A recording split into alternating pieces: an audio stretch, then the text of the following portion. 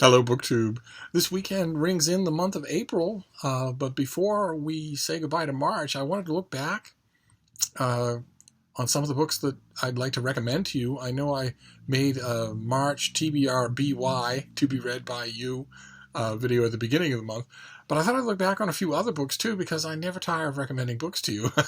My own reading stats for March are looking very good. By the end of the month, I'm hoping to have well north of 120 books read, and there were quite a few standout items there, and I've made a list on the MacBook here of things I wanted to recommend to you before we say goodbye to the month, and before we don't see any of these again until possibly my end of the year roundup. So I want to start out with some fiction, and some of these will be things we've seen on this channel before, maybe even one or two will be things that I've praised on this channel before, but I thought I'd give it one more go before we move into a new month with new books. And the first book on the list is Lars Kepler's The Sandman. I'll put the picture right here. Don't know how to do that. It's a serial killer police procedural thriller set in Stockholm that's very much in the line of Silence of the Lambs by Thomas Harris, where a detective inspector who had worked a case with a notorious serial killer and put him in jail begins to gather clues that indicate that the still jailed serial killer has an accomplice out at large who has reawakened and begun taking victims. And that detective inspector has to enlist the aid of a young savant police officer. And their dynamic is really good. And boy, oh boy, the narrative is just pure adrenaline. So you read the first chapter if you're on the fence about it and you're considering it. Read the first chapter and you'll see what I mean. The feeling that you get when you're done with that first chapter, that you've had a million energy drinks and might not be able to vouch for the health of your heart, that feeling continues chapter by chapter throughout the book. There are only a few chapters in the book that slow down to meteor exposition. It's a wonderful performance. Then the next one is slim. It's a novella. It's Waiting for Tomorrow by Natachka Appanah. It's a translated work about a young married couple. And the plot thickens from there. They take on a nanny to look after their daughter, and there's a weird kind of disruption that's caused by the nanny, and the nanny is also disturbed. And that, in most cases, in most places where you hear about this book, that will certainly be the bulk of the plot description. But for me, the remarkable thing about this novella wasn't the actual plot twisty type thing involving the nanny. It was the portrait of a marriage. From the very beginning, from the first moment, the first meeting of the young man and the young woman, to a precipice in which they have to decide what's important and what's not in their married life. And it's remarkably slow feeling, even though it's a short book, and remarkably subtle. I thought it was tremendously good. And then the next one is historical fiction. I think I've praised it on this channel before. I want to do it one more time. It's White Houses by Amy Bloom, an author I've never liked. But this is a historical novel about Eleanor Roosevelt and Lorena Hickok, her best friend and lover,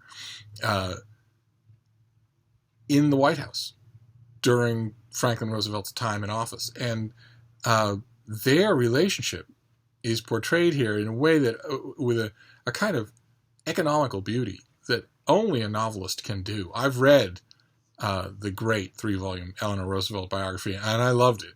But it's bounded by the facts, and the biographer here, or any good biographer, is really forbidden to guess inside the mind of the characters, whereas a novelist is free to do that, and Amy Bloom does a wonderful job of it. And the biggest surprise for me of the book wasn't Eleanor Roosevelt or Lorena Hickok. It was Franklin Roosevelt, who's an amazing character, amazingly realized, almost made me like him. Certainly he's not a villain. There are no easy characters in the book. I highly recommend it. And then the next one, the book that's been all over BookTube, I imagine that when the time comes, it's going to win a lot of awards. And that's The Sparsholt Affair by Alan Hollinghurst, who I consider one of the greatest fiction writers alive today. And the Sparsholt Affair, I'm not sure is the novel that will show you that. Well, there's a good deal of porn. It's beautifully written, just beautifully from start to finish. But it really is. I mean, it starts off with horny university boys, and then it moves on to them as older men and their children. But really what it is, it has only the thinnest wisp of a plot. Really what it is the genetics of desire just sort of working its way down through generations and through permutations and outward. Fascinating in its way, and vague, I think, very intentionally, as a way to give Hollinghurst the widest possible ambit to write about sex, which he likes to do clearly, and which he does really well. So it's a bit hard to really grapple with. I think the first fourth of the book is by far the best fourth in terms of all the stuff that I would ordinarily go to a novel for: structure, rhetorical control, all that sort of stuff. And I hate, in the case of a novelist like Hollinghurst, I hate to think what would be my obvious immediate inference from that with any other novelist, which is that the first part of the book was written over a long period of time with lots of deep thought, and then the contract came due, the deadline was coming up, and he just bashed out the rest, or worse, hired somebody to do it. If it were a novelist of lesser stature, I might just cynically think that. In this case, I don't know. I don't know what to think. It's not to say that the second half of the book is a failure by any means. It is, but it is uneven. I've noticed that in quite a few novels, debut and otherwise, that I've read in 2018 so far, an unevenness to them that makes the ones that aren't stand out all the more. But even so, the sheer amount of beauty on offer in the Sparsholt Affair makes it onto this list. And then I want to move to nonfiction. Give quite a bit of nonfiction and a bit of variety here, because as usual, I mean, from watching this channel, I read more nonfiction than fiction, and I tend to like it more. And the first thing on the list is by Craig Stanford, and it's something that I've mentioned before, and I read it at a shot. It's not a long book when I first got it, and thought, meh. And then I reread it and really liked it a lot more. The author, it's by Craig Stanford, and it's The New Chimpanzee. It's a slim popular science study that sort of syncretizes all of the latest research about wild chimpanzees, and it's tremendously good. It isn't poetic, and I think that's what probably made my first reading of it a little lackluster. But what it lacks in poetry, it makes up for in going straight at the difficult questions, and ends up being enormously fascinating. And then the next one is, I believe, going to be a classic of outdoor literature, and that's Disappointment River by Brian Castner, which has a fairly simple narrative spine to it. The author packs a canoe and travels the Mackenzie River by canoe, the same route that was taken by Alexander Mackenzie in 1789, the man for whom the river was later named. It's an enormous river that runs through Canada, and I've been on huge chunks of it myself, and it's gorgeous, but it's bleak, and it can be trying. And the author does a marvelous job in the course of his book of not only dramatizing Mackenzie's adventures, but dramatizing his own, and by the end of the book, braiding them together in ways that I don't think are any the less powerful for being just slightly predictable. I mean, this is a standard template of outdoor fiction, or outdoor nonfiction, and it works really well in this case. I was really impressed by it. So if you like that sort of thing, if you like outdoor literature, this is worth your time to try out. Then the next one is, we'll go straight to the deep end of the pool. It's Thinking Without a Banister, which is a collection of 20 years worth of columns, essays, reflections, prefaces, afterwards, from the 1950s to the 1970s of the great Hannah Arendt, the author of Eichmann in Jerusalem. And it's a part of this publisher's ongoing project to reprint everything that Hannah Arendt wrote for publication. And this isn't the first volume in the series, and it won't be the last one, but what a volume. What an amazing thing. You are struck by the variety of the subject matter first, and then after you've spent an hour reading the thing, all you're struck by is the depth of the mind that you're in the company of, regardless of the subject matter.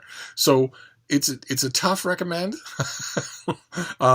especially if those of you might look it up and see, well, this isn't the first volume in this reprint series, but that doesn't matter. Of course, Hannah Arendt didn't know these things were going to be collected in volumes, so the pieces are self-contained, except for historical reference, which are handled fairly well. So I don't know. It's a tough recommend because a lot of people who know Hannah Arendt on BookTube will know her as a philosopher, as a social philosopher, and there's only a little bit of that in this book, and a lot of people who know her under that heading won't expect a lot of the writing here, especially on contemporary politics. But boy, oh boy, it was quietly thrilling to read these pieces and watch this incredibly questioning mind constantly at work throughout stuff that you may have taken for granted. So even though it's a tough recommend, I'm gonna put it out there, and I will list all these things down below because I couldn't get any kind of tablet to behave itself in this light, so I don't have anything to show you except my face.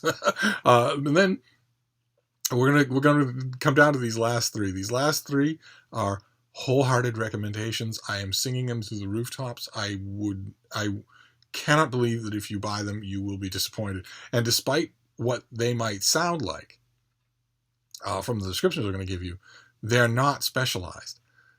Anyone could pick up any of them and love it. And that is evidenced by the fact that I picked them up and love them. So the first one is Why Baseball Matters by Susan Jacoby, who's written some tremendous books about religion in America, and about agnosticism in America, and about atheism in America, about Robert Ingersoll, or about people who change religions, or free thinkers in American history, people who broke the lockstep of social religion and wrote about it, or talked about it, or yelled about it. She's written great books like that. Her books on those kinds of subjects are unmissable. This is a much smaller thing. It's her meditation on baseball, in which she starts off by saying two things that are clearly not true. One, that baseball does matter, and two, that she's not a baseball crank. You don't have to read more than 30 pages of the book to know that neither of those two things is true. But it's a lot like the Hannah Arendt book, only on a far more accessible subject.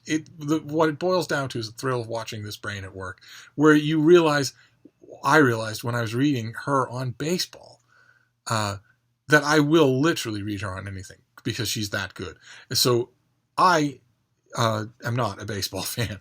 You don't need to be. You don't need to know anything about baseball to pick this book up and love it. And the next one is history. I think probably the only work of history on this list. Yes, explicit history. But I couldn't leave it off. It's The Woman's Hour by Elaine Weiss. It's about the struggle, especially the final hours of the struggle to ratify the 19th Amendment and give women the right to vote in America.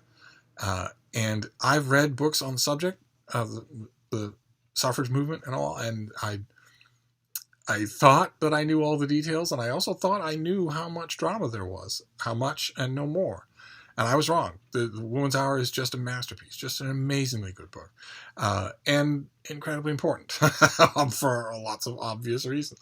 But the last book I want to recommend, The Strongest, and partly because it was the biggest surprise for me to love it as much as I did, because it's totally alien territory for me.